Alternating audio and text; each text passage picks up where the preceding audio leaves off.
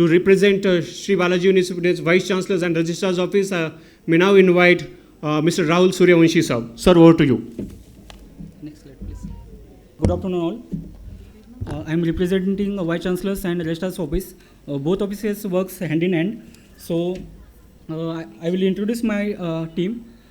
First is Abhijit, second Jagdish Chand sir, third Satyakumar sir, Nikam sir, Patil sir, Pramod sir, Pawan sir, then Salvi sir, Anga madam, then Jagriti madam and Priyanka madam.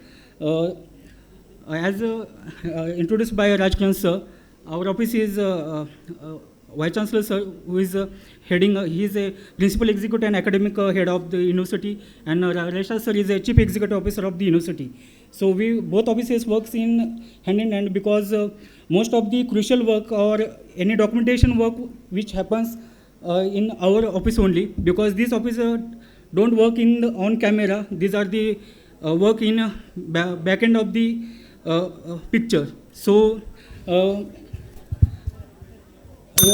in India, it is like court types are three, like session court, then High Court and Supreme Court. So your class teacher is your session court, High Court is your director, and these teams supporting Supreme Court.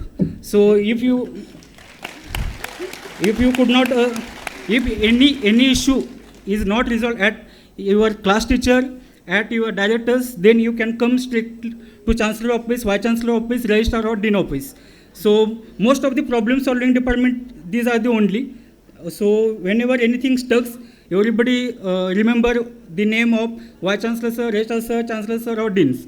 So you have to think about if anything goes wrong or anything you want to, and which is not, it is said that you will get, but we are not able to complete it, then you have to come directly to Chancellor Office or Vice Chancellor Office to ask or to tell that we are supposed to get this. So there are three things I want to tell again. University runs as on Act, statutes and ordinances. So most of the faculty are also not knowing this. So I request each every student and faculty to go through what is Act, what is statutes and what is ordinances. Third thing I will tell to students that TCN migration. You have to submit TCN migration. Without it, you are not eligible for the taking any admission in the program. So take it very seriously that at first priority is you have to submit TCN migration at early as possible. Don't wait for last date. So thank you all.